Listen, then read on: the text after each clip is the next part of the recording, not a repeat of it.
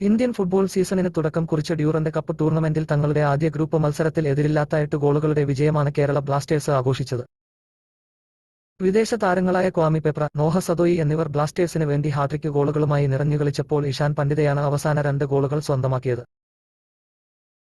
അതേസമയം കഴിഞ്ഞ 3 സീസണുകളിലും കേരള ബ്ലാസ്റ്റേഴ്സ് എഫ്സിയെ പരിശീലിപ്പിച്ച ഇവാൻ ആശാന് പകരം പുതിയ പരിശീലകന്മാരെ എത്തിച്ചാണ് ഇത്തവണ കേരള ബ്ലാസ്റ്റേഴ്സ് ടീമിനെ ഒരുക്കിയത്. സെറ്റ് പീസിനും പോർച്ചുഗലിൽ നിന്നും ഒരു പരിശീലകനെ ടീമിൽ ഉൾപ്പെടുത്തിയ കേരള ബ്ലാസ്റ്റേഴ്സിന്റെ തീരുമാനങ്ങൾ ശരിവെക്കുന്നതായിരുന്നു ആദ്യത്തെ മത്സരം. പ്രീസീസണിൽ തായ്ലൻഡിൽ വമ്പൻ മുന്നേറ്റങ്ങൾ നടത്തിയ കേരള ബ്ലാസ്റ്റേഴ്സ് ഡ്യൂറന്റ് കപ്പിൽ കിരീട പ്രതീക്ഷകൾ നൽകുന്ന തുടക്കമാണ് കുറിച്ചത്. മുംബൈ സിറ്റിയുടെ റിസർവ് ടീമിനെയാണെങ്കിൽ പോലും 8 ഗോളുകൾക്ക് തകർത്തുവിട്ട ബ്ലാസ്റ്റേഴ്സ് ടീമിന്റെ പ്രകടനം എടുത്തു പറയേണ്ടതാണ്. ഇനിയും 2 വിദേശ താരങ്ങൾ ടീമിനോടൊപ്പം ചേരാൻ ബാക്കി നിൽക്കെ മൈക്കൽ സ്റ്റാറയ്ക്ക് കീഴിൽ ഉജ്ജ്വല ഫോമിൽ ഈ സീസണിൽ അവസാനം വരെ കിരീടങ്ങൾ നേടാനുള്ള പ്രകടനം ബ്ലാസ്റ്റേഴ്സ് കാഴ്ചവെക്കുമെന്ന പ്രതീക്ഷകൾ ബ്ലാസ്റ്റേഴ്സ് ആരാധകർക്ക് ഏറെയാണ്.